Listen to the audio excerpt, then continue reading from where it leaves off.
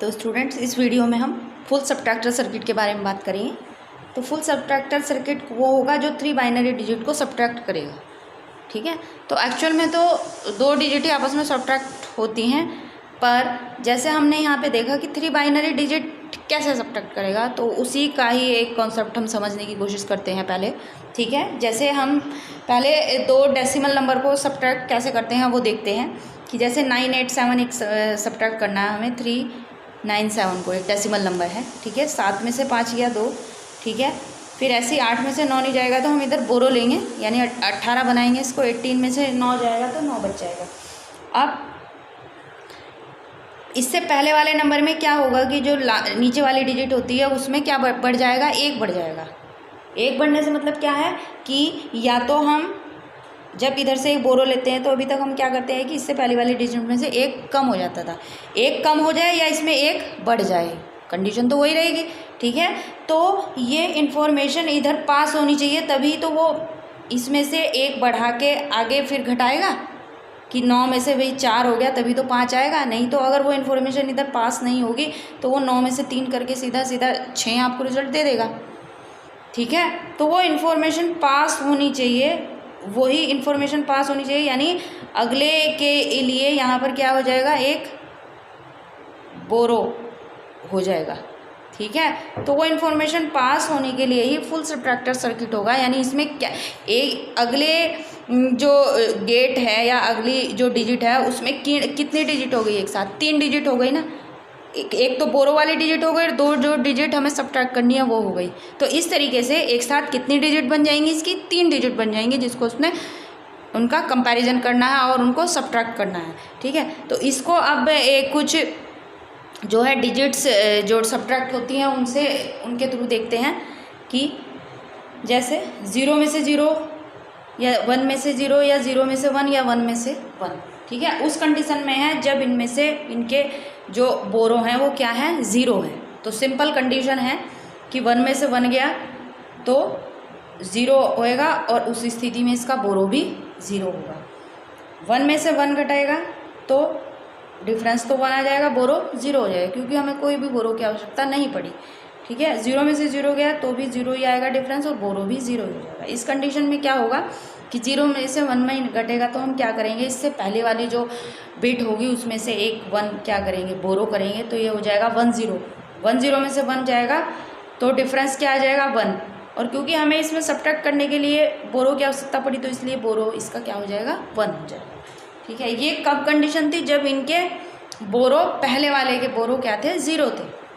अब ये तब कंडीशन है जब इनके जो पहले जो है बोरो सबके क्या हो जाएंगे, 1 है। ठीक है, तो उस स्थिति में क्या होगा कि 0 में से 0,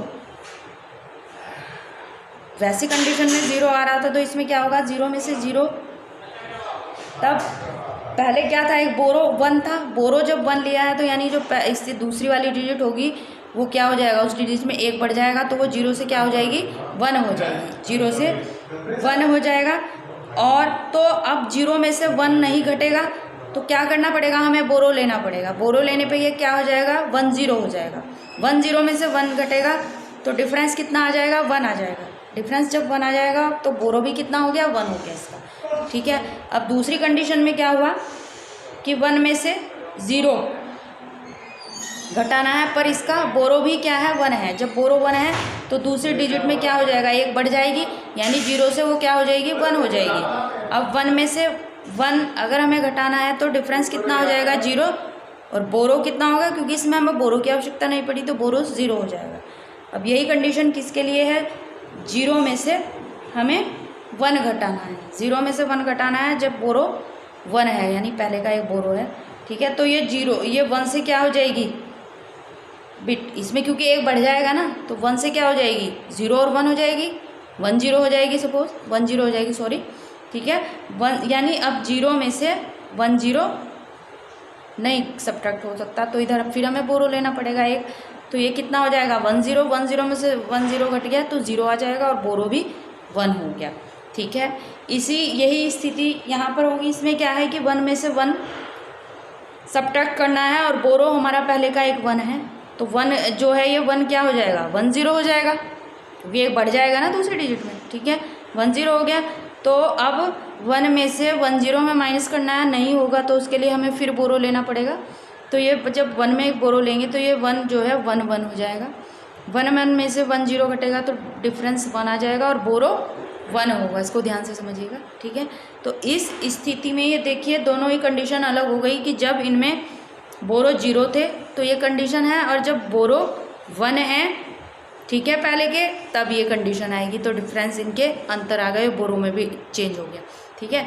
तो ये जो बोरो है ये क्या हो गई, ये तीसरी डिजिट हो गई इसके लिए। आई बात समझ में। तो इसीलिए फुल एडर सर्किट को बोला जाता है कि ये एक साथ 3 बिट को या 3 डिजिट को सब्ट्रैक्ट कर सकता है, ठीक है। अब 3 अगर इसके इनपुट हैं तो इसका मतलब क्या हो गया कि इसकी ट्रुथ टेबल जब हम ड्रॉ करेंगे तो पॉसिबल जो केसेस होंगे इनपुट के कितने हो जाएंगे, 8 केसेस हो जाएंगे।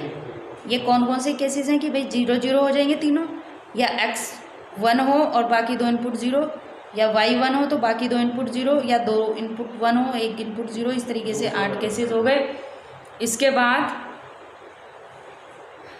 ये बोरो और डिफरेंस, बोरो और डिफरेंस के ये केसेस हो गए। इसमें क्या कैसा हुआ कि 0 में से 0 गया, में से 0 गया, 0 बचा, और बोरो भी 0 और डिफरेंस भी 0। ऐसे ही 1 में से 0 गया 1 में से 0 गया 1, डिफरेंस 1 हो गया और बोरो 0 हो गया। फिर 0 में से 1 नहीं जाएगा, बोरो लेना पड़ेगा। तो फिर क्या हुआ, ये 1 0 हो गया, 1 0 में से 1 गया, 1 बचा, 1 में से 0 गया, 1 बचा, यानी डिफरेंस भी 1 और बोरो भी 1। इस तरीके से ये कंडीशन केसेस आ गए इसके, ठीक है। ये बोरो के हो गए और ये डिफरेंस के लिए हो गए, ठीक। ऐसे ही ये अगला केस है इसका, 1 में से 1 गया 0 और 0 में से 0 गया 0, यानी बोरो और डिफरेंस दोनों 0 हो जाएंगे। अब यहाँ पर 0 में से 0 गया 0, 0 में से 1 गया कितना, फिर 0 में से 1 जब घटाएंगे तो एक इधर बोरो लेंगे तो ये 1 0 हो जाएगा। 1 0 में से 1 गया, डिफरेंस 1 आ जाएगा, बोरो भी 1 हो जाएगा। इस स्थिति में ये 1 में से 0 गया 0, सॉरी 1, और 1 में से 1 गया 0, डिफरेंस भी 1 0 और बोरो भी 0, ठीक है। ऐसे ही 0 में से 1 नहीं जाएगा, बोरो लेंगे तो 1 0 हो जाएगा। 1 0 में से 1 गया 1, 1 में से 1 गया 0, यानी डिफरेंस 0 हो जाएगा, बोरो 1 हो जाएगा। 1 में से 1 गया 0, ठीक है। अब 0 में से 1 नहीं जाएगा, फिर एक इधर बोरो लेना पड़ेगा। 1 0 में से 1 गया, 1 बचा और बोरो 1 हो जाएगा, ठीक है। तो इस तरीके से इसकी आउटपुट आ गई, बोरो की भी और डिफरेंस की भी। अब इनके लिए हम के मैप तैयार करते हैं, दोनों के लिए इनकी बुलियन एक्सप्रेशन देखने के लिए, ठीक है। ये बोरो के लिए है, बोरो के लिए ये x हो गया और ये y और z हो गई, इसकी इनपुट हो गई। x 0 और 1 हमने जैसे पहले ड्रॉ किया था के मैप, ठीक है। तो अब इसके बाद यहाँ पे हम देखते हैं बोरो के लिए ये है कितने, किस कंडीशन में है 1, एक तो इस कंडीशन में है 1 जब x 0 y 1 और z 0। तो कौन से इसमें आएगा, x 0 y 1, x तो 0 है, y 1 है और z 0, यानी यहाँ 1 1 है। फिर दूसरी कंडीशन में यहाँ पे है जब x 0 y 0 और z 1 रहेगा। x 0 कहाँ पे, x 0 और y 0 और z 1, यानी यहाँ पे ये 1 रहेगा। फिर तीसरी कंडीशन में 1 कहाँ पे रहा है, जब y और z 1 1 है और x 0 है। x 0 y और z 1 1 यहाँ पर आएगा जब तीनों ही इनपुट 1 होंगे। तीनों इनपुट 1 कहाँ पर हैं, यहाँ पर, ये इस वाले कॉलम में, ठीक है। इस वाली रो में तीनों इनपुट 1 होंगे, यानी यहाँ पर 1 1 हो जाएंगे। अब इनकी बाकी में क्या है, 0 0 रहेगा।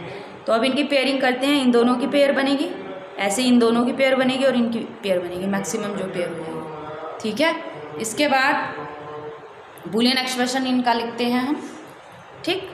तो पहले इन दोनों की पेयरिंग करी हमने। इसमें हम देखते हैं कि x तो क्या है, इनमें कॉमन है, x कॉमन है। x का जो वो है क्या है, मीन डिफरेंस 0 है, तो इसको लिख दिया x बार, ठीक है। बाकी इन दोनों में क्या कॉमन है, क्योंकि 0 से 1 हो रहा है, यानी y की वैल्यू तो चेंज हो रही है, किसकी वैल्यू सेम है, z की वैल्यू 1 1 है, तो इसलिए x बार z हो जाएगा, ठीक है।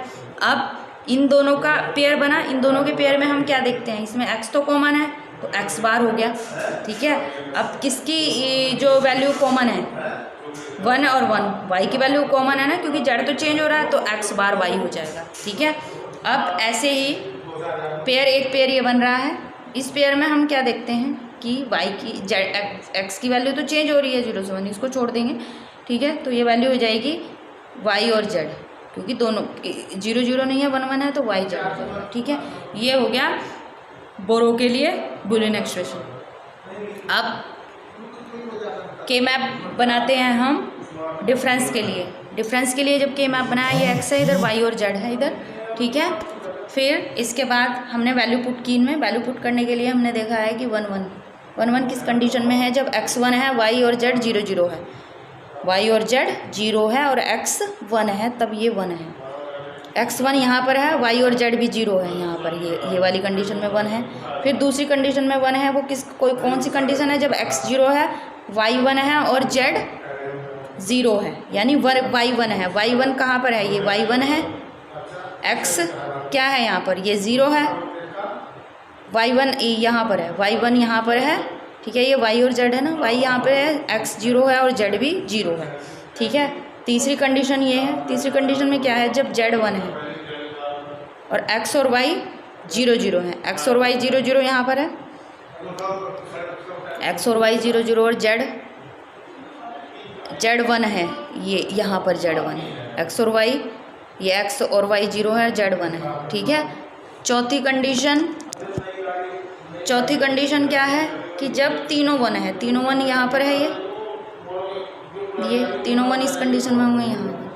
तो अब हम देखते हैं कि ये जो इस तरह का जो पेयर बनता है, ये इस तरह का जो पेयर बनता है, ये किसके लिए होता है, एक्सोर गेट के लिए होता है, एक्सोर को एक्सप्रेशन को दर्शाता है, ठीक है। डायगोनल में जब 1 आते हैं तो ये किसको एक्सप्रेशन को दर्शाता है, एक्सोर एक्सप्रेशन को दर्शाता है, तो हमें ध्यान रखना है इसमें, ठीक है। तो इसका बूलियन एक्सप्रेशन हो जाएगा x XOR y XOR z, ये बूलियन एक्सप्रेशन हो गया। अब इन दोनों के लिए हम इनका सर्किट डायग्राम देखते हैं, ठीक है। ये बूलियन एक्सप्रेशन आए, सर्किट डायग्राम, ये बूलियन एक्सप्रेशन आए इनके, ठीक है। तो यहाँ पे x y z 3 इनपुट हो गए, ये डिफरेंस के लिए सर्किट वो है बूलियन एक्सप्रेशन, ये बोरो के लिए बूलियन एक्सप्रेशन, ठीक है। हमने इसको 3 एक्सोर इनपुट वाले एक्सोर गेट से पास किया, तो इसकी इनपुट आ गई। वैसे हम इसको 2 इनपुट वाले 2 एक्सोर गेट भी यूज़ कर सकते हैं, कि एक बार हमने x और y 2 इनपुट वाले एक्सोर गेट से पास करवा दिया, फिर x और y को फिर z वाले से पास करवा दिया, तो वो इनपुट आ जाएगी x XOR y XOR z। इसी तरीके से अब हम बोरो के लिए सर्किट डायग्राम देखते हैं। x बार z है, तो x को हम एक नोट गेट और लगा दिया तो x बार हो जाएगा ये, यानी ये 3 नैंड गेट लगेंगे और तीनों की नैंड गेट की जो आउटपुट होगी उसको हमें और गेट से पास करवाना है, तो ये एक्सप्रेशन आ जाएगा। 3 नैंड गेट लगाए, एक में है x बार z, x की जो इनपुट आ रही है उसमें हमने नोट गेट लगा दिया तो x बार, और ये z से कनेक्ट, z दिया इसमें एंड गेट में, तो ये आउटपुट आ जाएगी x बार z। इसी तरीके से x बार y लिया हमने, कि जहाँ से x बार ये इनपुट है, ये इधर दिया और y लिया, तो ये x एक और एंड गेट से पास करवाया तो x बार y आ जाएगा। फिर तीसरा जो एंड गेट है उससे हमने y और z पास करवाई, इनपुट y और z इनपुट पास करवाई, ये y z आ गया। अब ये तीनों जो आउटपुट हैं ये इस और गेट के लिए क्या हो जाएंगी, इनपुट हो जाएंगी, x बार z, x बार y और y और z, ये तीनों एक 3 इनपुट और गेट से पास करवाई। वैसे यही एक्सप्रेशन हम 2 इनपुट और गेट भी कर सकते हैं, कि एक बार ये दोनों वाला 2 इनपुट वाला और गेट से ये दोनों इनपुट पास करवा दी, तो ये दोनों एक्सप्रेशन आ जाएंगे। फिर ये दोनों की जो आउटपुट आएगी वो एक दूसरे आउटपुट एंड गेट से पास करवा देंगे, तो ये तीनों एक्सप्रेशन हो जाएंगे। यानी इसके लिए हम 2 इनपुट वाले 2 और गेट भी यूज़ कर सकते हैं। जैसे इसमें था कि इसमें 3 इनपुट वाला एक और गेट यूज़ करने की जगह हम 2 इनपुट वाले 2 एक्सोर गेट भी यूज़ कर सकते हैं, ठीक है। पर उसमें हमारी जो गेट की जो क्वांटिटी है वो बढ़ जाएगी, ठीक है। तो इससे बेटर है कि हम यहाँ 3 इनपुट वाला और गेट और यहाँ 3 इनपुट वाला एक्सोर गेट यूज़ करें। तो इस तरीके से ये सर्किट डायग्राम बन जाएगा, किसके लिए, फुल एडर सर्किट के लिए। होप यू आपको समझ में आया होगा। जो भी कोई आपकी क्वेरीज होगी तो आप पूछ सकते हैं ऑडियो के माध्यम से, ठीक है, ओके, थैंक यू।